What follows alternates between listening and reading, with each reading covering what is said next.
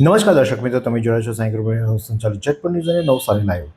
નવસારીમાં ટીબી મુક્ત ભારત અભિયાન અંતર્ગત દર્દીઓને પૌષ્ટિક આહાર કીટનું વિતરણ જિલ્લા ભાજપ દ્વારા કરવામાં આવ્યું હતું અને જેમાં સાંસદ સી.આર. પાટીલ પણ ખાસ ઉપસ્થિત રહ્યા હતા. વડાપ્રધાન નરેન્દ્ર મોદી ટીબી મુક્ત ભારત અભિયાન અંતર્ગત દેશભરમાં વિવિધ સ્વાસ્થ્યલક્ષી અને સામાજિક સેવા કાર્ય કરવામાં આવી રહ્યા છે.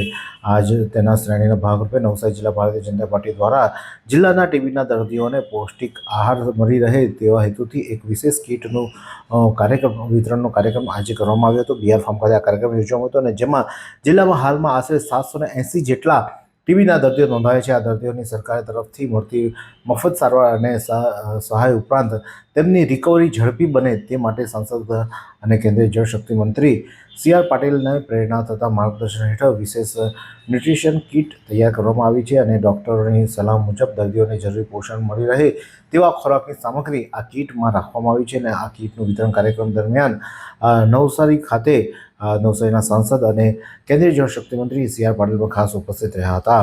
ત્યારે આ પ્રસંગે નવસારી જિલ્લા ભાજપ પ્રમુખ ભુરાલાલ શાહ શું કહે છે, આવો સાંભળીએ. આપણા દેશના વડાપ્રધાન શ્રી નરેન્દ્રભાઈ મોદી સાહેબના ટીબી મુક્ત ભારત અભિયાન અંતર્ગત આજે નવસારી જિલ્લા ભારતીય જનતા પાર્ટી તરફથી જે નવસારી જિલ્લામાં 780 જેટલા ટીબીના દર્દીઓ છે એને જે સરકાર તરફથી સહાયતા મળે છે એ તો મળે છે, પણ એ સિવાય અમારા સાંસદ અને કેન્દ્રીય જળશક્તિ મંત્રી શ્રી સી.આર. પાટીલ સાહેબ કાયમ જ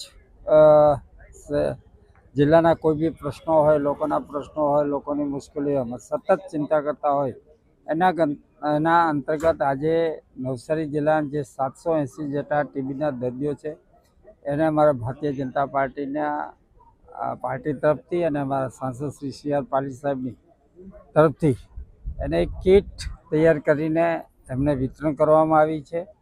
આ કીટના વિતરણમાં દર્દીઓને જે અંદર ખોરાક આપવામાં આવ્યો છે, પૌષ્ટિક આહાર, એને લઈને દર્દીઓ વહેલી તકે સાજા થાય એ રીતની કીટ તૈયાર કરવામાં આવી છે. ડૉક્ટર સાહેબની બધાની સલાહ સૂચન મુજબ આ કીટની તૈયારી કરવામાં આવી છે અને અમારા પાર્ટીના કાર્યકર્તાઓ અને બીજા અમારા જિલ્લા પંચાયતના પ્રમુખ એવા શ્રી નિરાલીબેન, અમારા પૂર્વ ધારાસભ્ય શ્રી પિયુષભાઈ અને પ્રદેશના આગેવાનો અને સ્થાનિક કાર્યકર્તાઓની હાજરીમાં અત્યારે અમે આ કીટનું વિતરણ કર્યું છે અને દર્દીઓ વહેલી તકે સાજા થાય એના માટે ભગવાનને પણ પ્રાર્થના કરી છે. આભાર. તો સારવાર લઈ રહેલા દર્દી શું કહે છે, આવો સાંભળીએ. બેનભાઈ સોમાભાઈ ડિમ્બર, મારી ઉંમર 65 વર્ષ ને મને શરદી ઉધરસ આવતી હતી.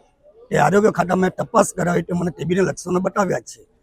તે પ્લસ મેં દવા કરી છે ને રોજની 1 બેન ગોળી પાવા માટે આવે છે. 3 ગોળી મેં લેમ છું. 2 મહિનાનો કોર્સ પૂરો કર્યો. તે બદલ મને મારું વજન બી થાય છે, મને ગ્રીપ બી મળે છે ને સરકાર તરફથી જે પૈસા મળે છે દર મહિને તે પણ મળતા જ છે. આજે કાર્યક્રમમાં આવ્યા હતા આજે મેં સી.આર. પાટીલ જે આજે કાર્યક્રમમાં આવ્યા છે તેમનો મેં ખૂબ ખૂબ આભાર માનું છું. સાંસદ સી.આર. પાટીલે આ કાર્યક્રમ પ્રસંગે તેમણે જણાવ્યું હતું કે નવસારીમાં વડાપ્રધાન નરેન્દ્ર મોદી પધારવાના છે, તો ત્યારે જ્યારે તે આવવાના હોય તેના 7 દિવસ પહેલાં ન માત્ર નવસારી શહેર પરંતુ નવસારી શહેર સિવાય આજુબાજુના ગામોમાં પણ માઇક્રો સફાઈ અભિયાન હાથ ધરવામાં આવશે અને જે કુલ 3800 જેટલા કુપોષિત બાળકો છે તેમને પણ અત્યારે હાલમાં પોષણ માટેની કીટ આપવામાં આવી રહી છે અને બધા બાળકોને બને એટલા વહેલા બહાર લાવવાનો પણ પ્રયાસ કરી અને તેમને પોષણયુક્ત બનાવવાનો પણ એક અભિયાન હાથ ધરવામાં આવ્યું છે. અને બધાની સાથે મળી અને પ્રયાસ કરવા માટે તેમને આહ્વાન કર્યું હતું સ્ટેજ પરથી કે તમામ લોકો આ સ્વચ્છતા અભિયાન તેમજ આ જે બાળકો માટે જે કુપોષિતમાં શિકાર છે તે બાળકોને પોષિત કરવાનો પણ જે અભિયાન છે તેમાં પણ જોડાવા લોકોને આહ્વાન કર્યું હતું.